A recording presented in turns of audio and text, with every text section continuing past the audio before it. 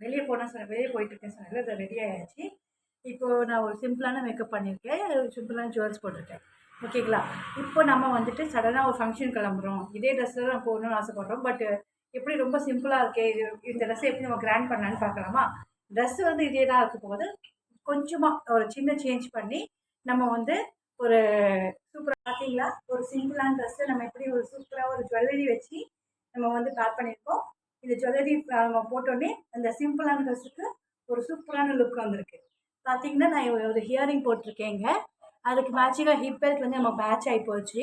கழுத்துக்கு நம்ம எப்போவுமே இயரிங் வந்து பெருசாக போட்டோம்னா நம்ம கழுத்துக்கு செயின் போட வேண்டாம், போட்டோன்னா அது ரொம்ப ஆக்வர்டாக தெரியும். அதை நான் என்ன பண்ணியிருக்கேன், இந்த ஒரு செயின் வந்து பார்த்தீங்கன்னா உங்களுக்கு வந்து நான் வந்து கிட்ட நமக்கு எனக்கு கொஞ்சம் கீழே போட்டிருக்கேன், இந்த சேஃப்டி பின் வச்சு நான் போட்டிருக்கேன்.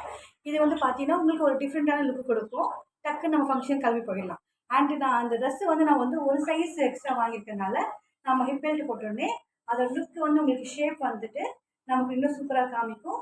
ஒரு சூப்பரான ஃபங்க்ஷன் மோடுக்கு நம்ம ரெடி ஆகிட்டோம். நல்லா இருக்கா இந்த லுக்கு?